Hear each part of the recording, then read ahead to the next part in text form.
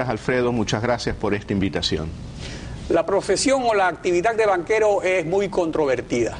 ¿Cuáles han sido sus mayores satisfacciones dentro de ella? Alfredo, yo he decidido terminar una etapa de mi vida profesional que me ha llevado 41 años de trabajo, desde los 15 años de edad. Durante este tiempo he tenido muchas alegrías, he logrado muchos propósitos, he tenido éxito, pero no ha estado tampoco ajeno el ambiente de tensiones y preocupaciones. Es una etapa que he decidido darla por terminado porque voy a iniciar una nueva. La nueva etapa de mi vida va a estar dedicada a servir a los ecuatorianos, a continuar sirviendo a los ecuatorianos, porque yo desde el campo privado y público ya lo he hecho en el pasado.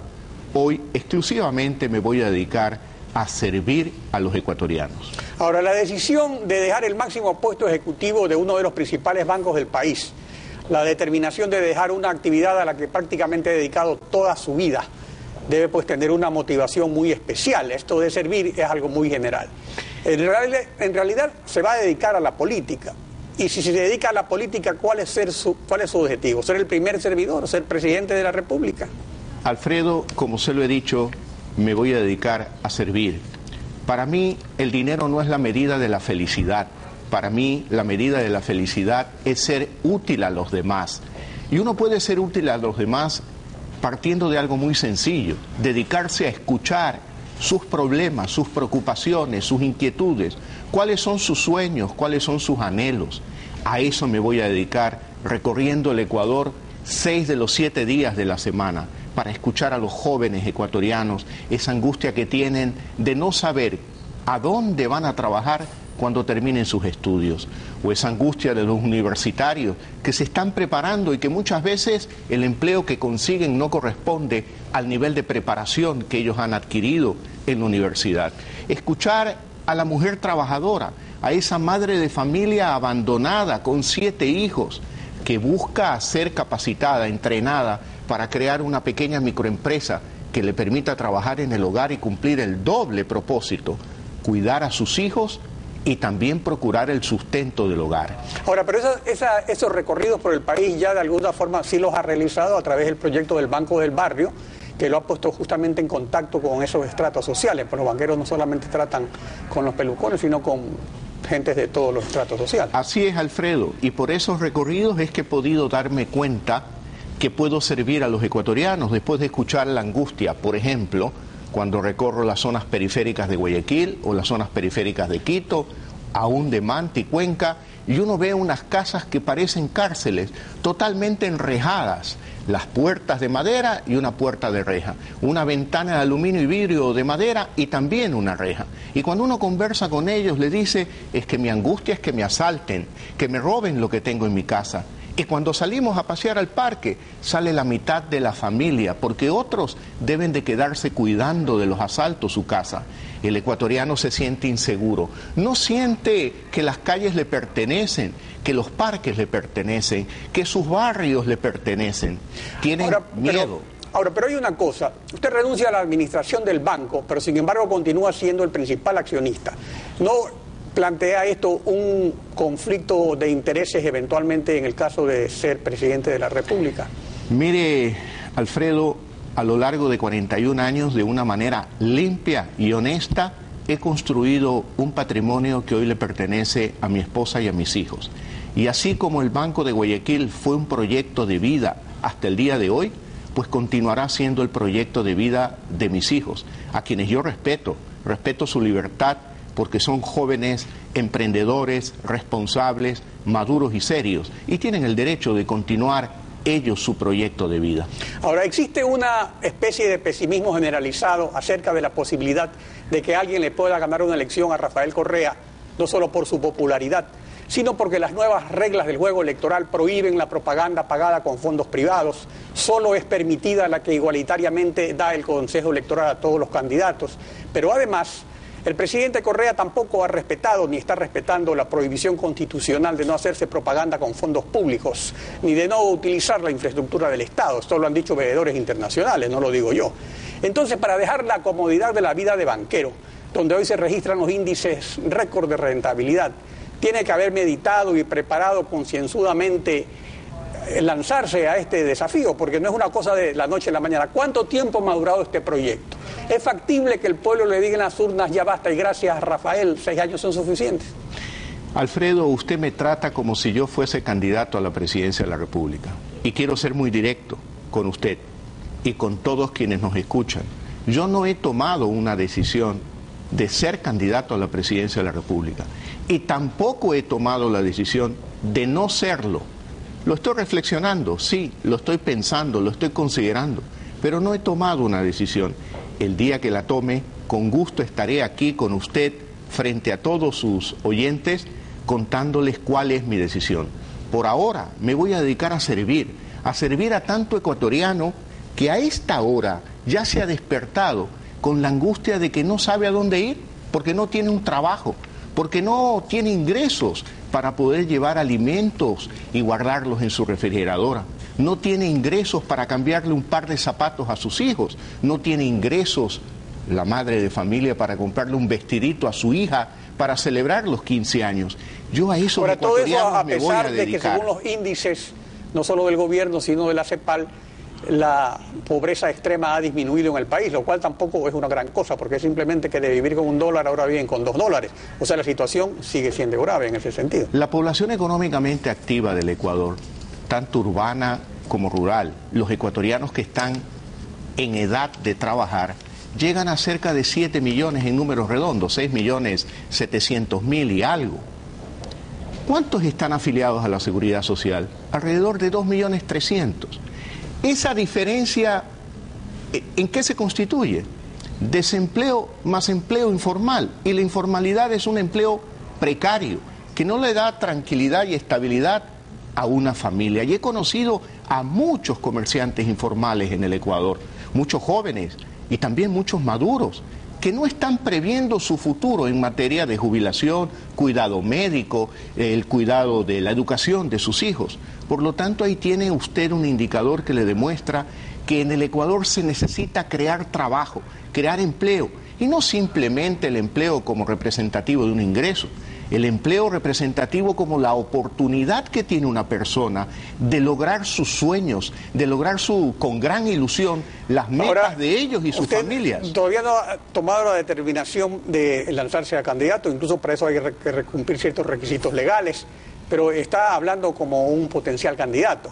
Y esto es interesante algo, lo fundamental para el éxito de una candidatura es la propuesta de gobierno.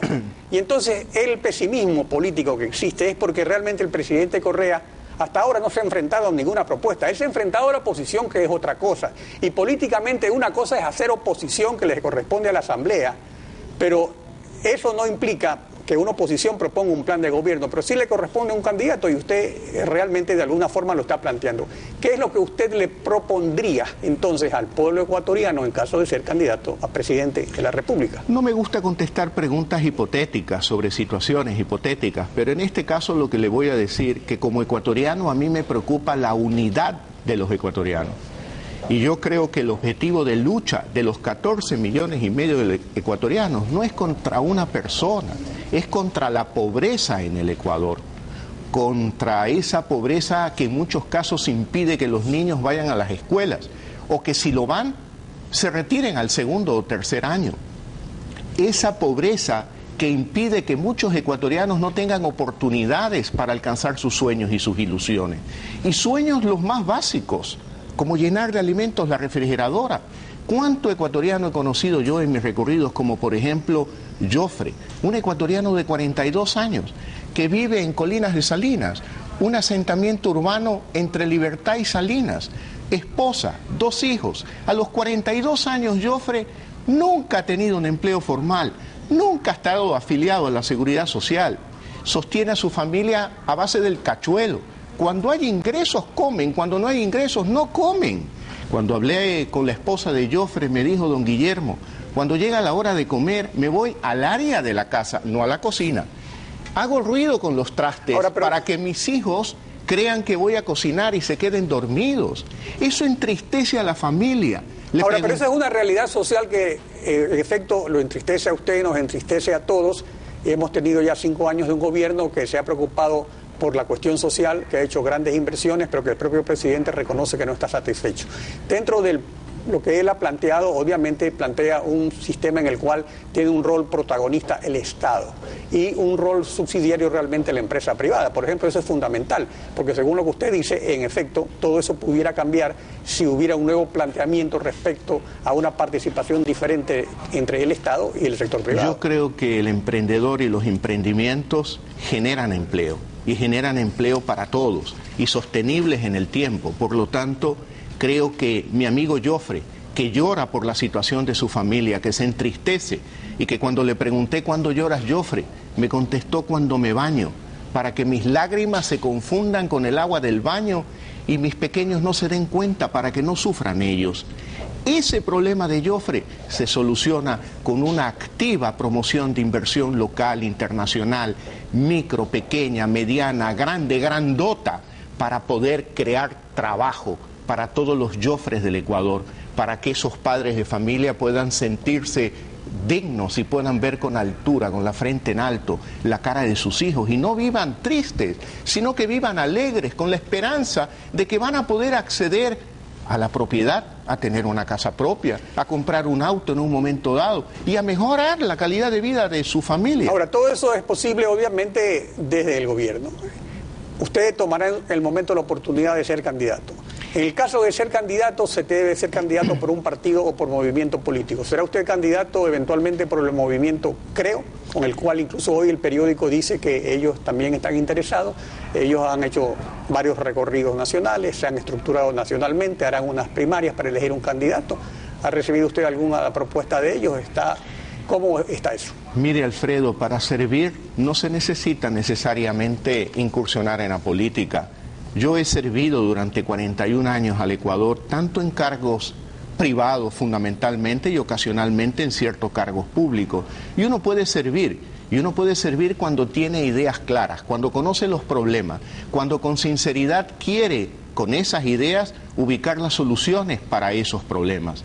Ahora tengo que reconocerle, sí, el que accede a la presidencia de la República y maneja un gobierno tiene una mayor capacidad para servir, sin duda alguna que sí, pero eso no implica que es la única forma de servir. Bueno, pero servir desde la presidencia ejecutiva de uno de los principales bancos del país, obviamente implica que no va a servir como alcalde o como asambleísta, sino eventualmente como presidente. Esa etapa de mi vida terminó y concluyó.